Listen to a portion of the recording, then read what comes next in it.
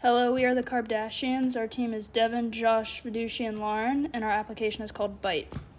Our application is a social food sharing application. We decided to change the name of our application to just Byte because users felt misled by the original name Sustainabyte.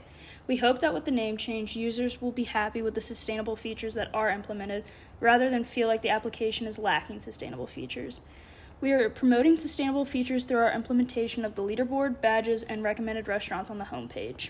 Now we will show you our primary use case, future development plans, and a back-end code review. On the home page, we can see that the user has given a list of users that they might like to follow.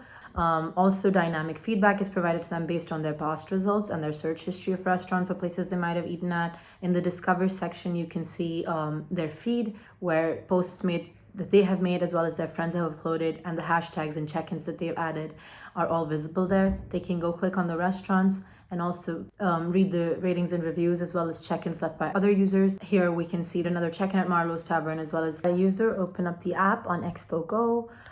Here we've used Lauren's account on our app called Byte as a demo. We are making the user check into their first restaurant, and they're doing this in real time. So they decide to check into Marlowe's Tavern, open their camera to click a picture, as well as leave a comment or add hashtags if they please. For each step that they complete, they're also awarded points that help them move up on the leaderboard. And they're also awarded badges for the tags that they put in whenever they hit milestones, which also motivates people to complete certain tasks in order to achieve these badges. Some changes we made and updates that we included that we would want to be implemented for the future, and if we weren't constrained by time.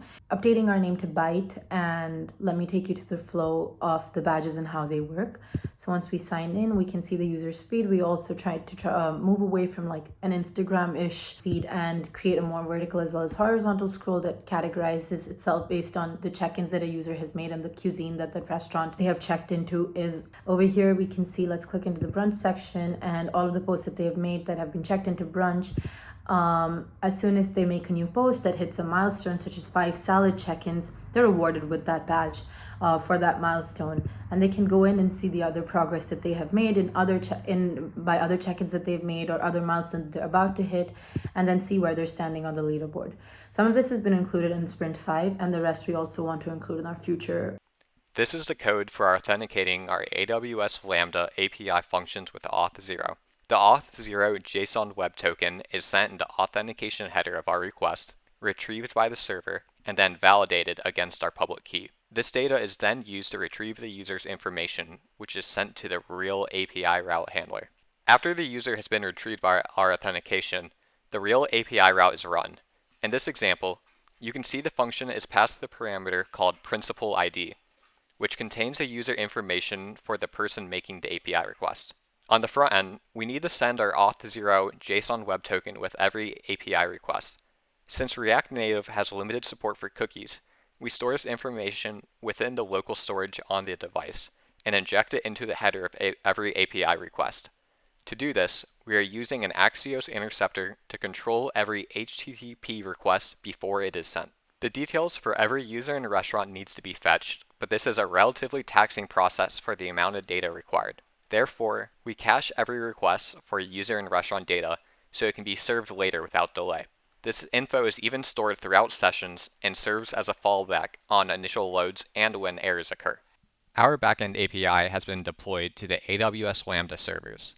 This allows our backend API to dynamically scale with a number of API requests being made, meaning we are only billed for active use.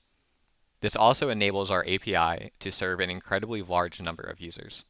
The first thing a user wants to do when trying out our app is to learn how to navigate by scrolling and clicking on anything and everything. Unfortunately, not every feature can be implemented in the time frame of the project, and some buttons that look like they should have functions do not. This leads to user frustration. When asked about the current level of restaurant involvement, users mentioned that they would like to receive notifications or posts by restaurants to know when they have food or drink deals or special events. Within our primary use case, users are confused on the difference between a post or review and where to initialize that process. Interviews suggest combining the two and have an option to make a post, review, or both all in the same place. This concludes our presentation. Thank you.